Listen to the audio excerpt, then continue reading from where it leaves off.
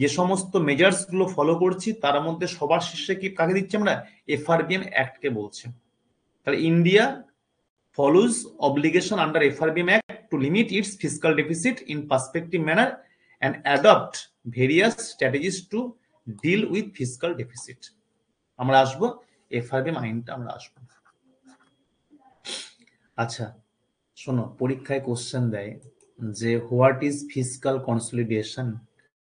এই মুহূর্তে যারা লাইভে আছো তোমরা প্রত্যেকেই বুঝতে পারলে ফিসকাল কনসলিডেশনটা কি হলো?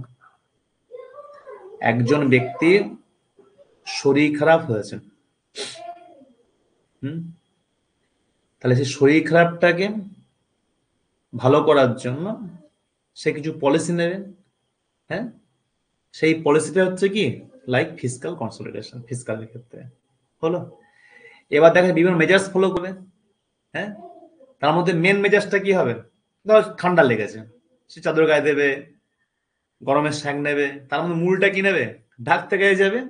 তা আমরা বিভিন্ন মেজার্স ফলো করছি এই ফিসকাল কনসলিডেশনের আন্ডারে, ওকে, বা ডেফিসিট কমানোর জন্য।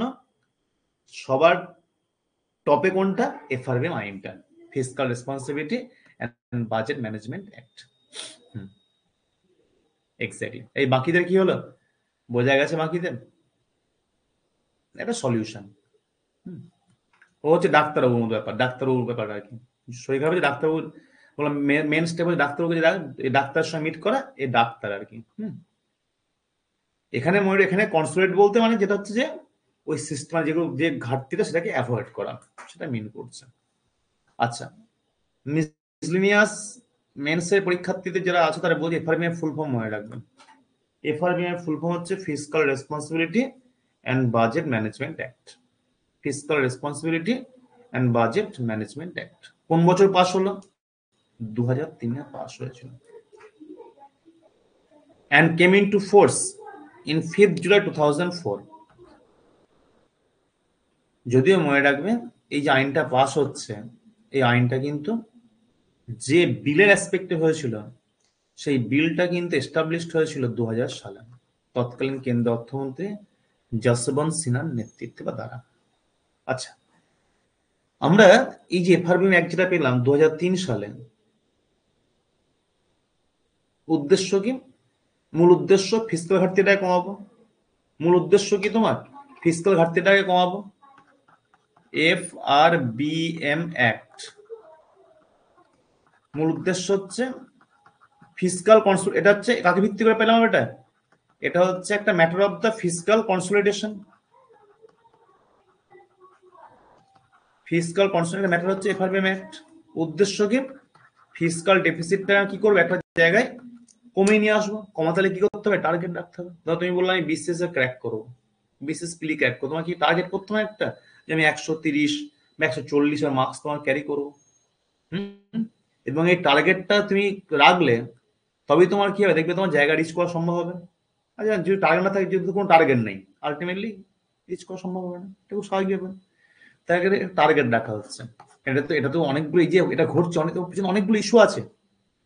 তুমি ধরো বিসিএস তুমি পিলি ক্র্যাক করবে, শুধু একটা বিষয় অনেকগুলো সাবজেক্ট পড়াশোনা করতে হচ্ছে, ওই জন্য তুমি টার্গেট ফিক্স করছো যে আমি ইতিহাস এত এত টার্গেট করছো এরকম। এখানেও ঠিক তাই, ফিসকাল ডেফিসিট একটা এন্টার একটা ওভারঅল ম্যাটার।